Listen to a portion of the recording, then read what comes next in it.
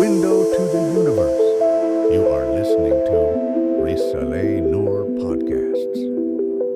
Welcome to Risale-i Nur podcasts. Great to be diving in again. Today we're exploring an introductory section from the Risale-i Nur collection by Bediuzzaman said Nursi.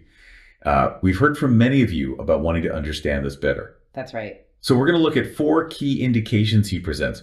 They offer a really unique way, I think, of looking at God's existence in unity using comparison. Yeah, comparison is key here. Our mission, really, in this deep dive is just to unpack these ideas from Bediuzzaman's work, help you grasp them clearly, maybe have a few aha moments, without it feeling too overwhelming. Absolutely. And maybe before we jump into the first indication, it might be helpful to have just a little context about these writings. Good idea. Bediuzzaman called these insights flashes. Huh. They came after, a significant period of spiritual development for him and intellectual progress, too. Yeah. He first jotted them down in Arabic, more like personal notes, really. Just for himself initially. Exactly. But then his close companions, his brothers, as he called them, who couldn't read Arabic, they kept asking him, persistently. They wanted access to these ideas. They did. So he felt he had to translate or, approximate these flashes in Turkish.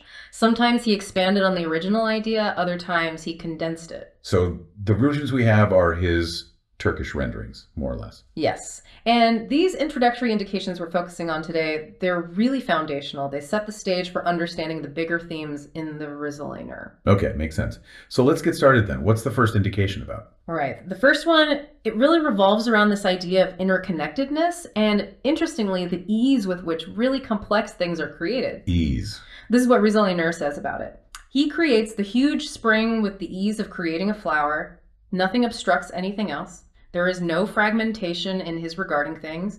He is present everywhere at the same instant through the disposal of his knowledge and power. There is no division or distribution in his disposal. The ease of creating a flower. That's quite an image when you think about a huge spring. It is. Let's unpack that a little. Think about a vast spring, all the water sources, the minerals, the life it supports. Incredibly complex, right? Definitely. And then think about a single flower, its structure, color, how it grows. Also intricate, but on a totally different scale. Right. Bediuzzaman's point is that for God, the creator, the power involved, the effort is identical for both. Yeah. There's no struggle, no piecing things together bit by bit. So complexity as we see it isn't a factor for divine power. Exactly. It highlights this simultaneous presence and unified control.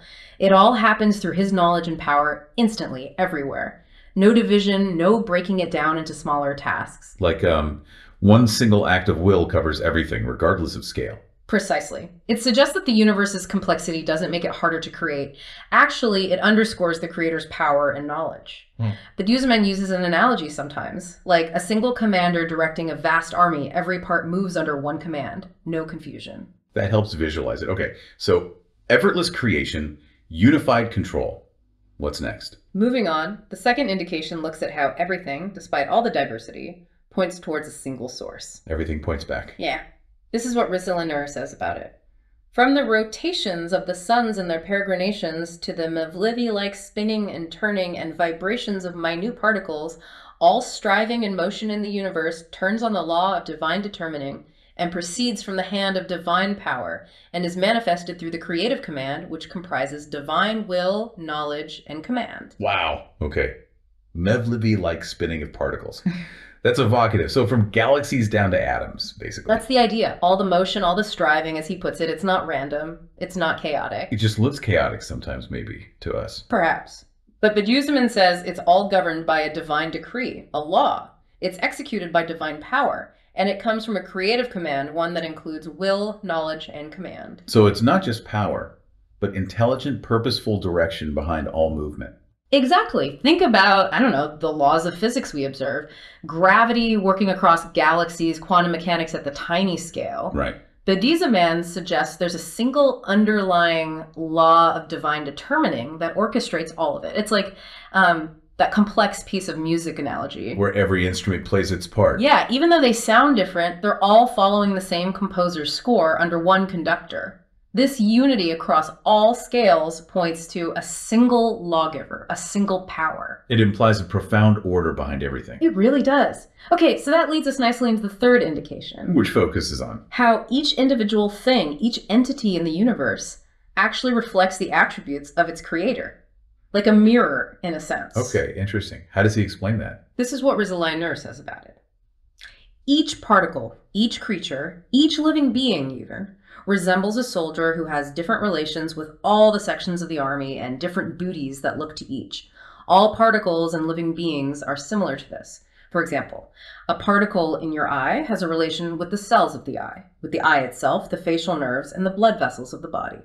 And it has duties arising from those relations and yields benefits in accordance with those duties. And so on. You can compare everything with this. A soldier in an army. So even a tiny particle isn't isolated. It has connections, duties. That's the core idea. He uses that example of a particle in your eye. It seems insignificant, right? Yeah. But it's connected to the eye cells, the nerves, the blood vessels. It has functions, duties that contribute to the whole system, your sight, your body. And it provides benefits because of those duties. Precisely. So like that soldier who has links and rolls across the army, every single element in the universe, no matter how small, has its place, its connections, its purpose within the bigger picture. It's not just existing, it's contributing. Yes. And this incredibly intricate design, this interdependence everywhere you look, it points back to a single, all-knowing, all-encompassing intelligence behind it all. Like each piece of a giant puzzle reflects the skill of the puzzle maker. That's a great way to put it. Each piece carries a signature, you might say, reflecting the attributes of the one who designed it. Okay. Ease of creation, unity in motion, reflection of attributes. Where does the fourth indication take us? Well, the fourth indication kind of brings it all together. It highlights how this interconnectedness and purposeful design we've been talking about inherently points to the necessary existence of God. The necessary existence. Okay. This is what RisaleiNur says about it. Thus, everything testifies to the necessary existence of the pre-eternal, all-powerful one in two respects. Okay, but it stops there. It says in two respects, but doesn't list them in that specific excerpt. Right. In this particular introductory bit, he doesn't explicitly detail them right there. Yep. But based on everything leading up to it. We can infer them? I think so, yeah. It seems pretty clear. Firstly, just the sheer fact that these intricate interconnected systems exist and work so flawlessly. With that ease we talked about earlier. Yeah, exactly. That points to what philosophers call a necessary existent.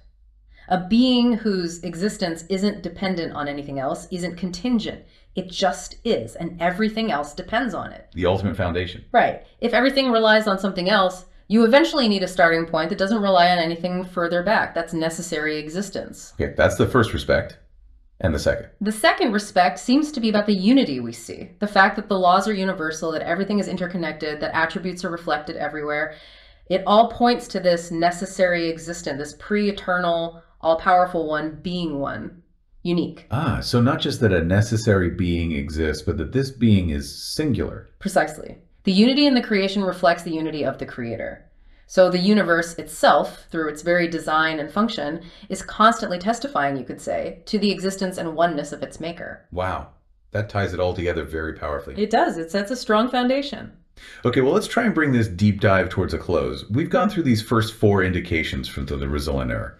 Each one really offers a different lens, a different angle for understanding God's existence and unity through comparison. Yeah, from the ease of creation for big things and small things. Right, to the unity behind all motion and change. The way divine attributes are reflected in every single particle. And finally, how all of this points to the necessary existence of the one creator. It really encourages you to look at the universe differently, doesn't it? Not just as random stuff happening, but as a coherent, purposeful whole. Absolutely. And what's really fascinating, I think, is how Bediuzzaman makes these huge theological ideas feel accessible. He uses these everyday analogies. The spring and the flower, the soldier, the particle in the eye, they're very grounding. They are. They make you think about interconnectedness in a very real way. It kind of leaves you with a question, doesn't it? It does. How does seeing the world this way as deeply interconnected, unified, purposeful, how does that change how you view things, your own place in it all? Something definitely worth reflecting on. Yeah. So this has just been an introductory glimpse, really, into the Risale-i Nur, There's obviously so much more depth to explore in Bediuzzaman's work. Oh, absolutely. Just the beginning. We hope this deep dive has sparked some curiosity, maybe given you a few valuable takeaways. Perhaps you'll find yourself looking at the world around you with, I don't know, a bit more wonder. Seeing those connections. That would be a great outcome. Thank you for joining us on the deep dive. You have listened to the Risale-i Nur podcasts, Window to the Universe. For more, please visit Risale-i Nur TV.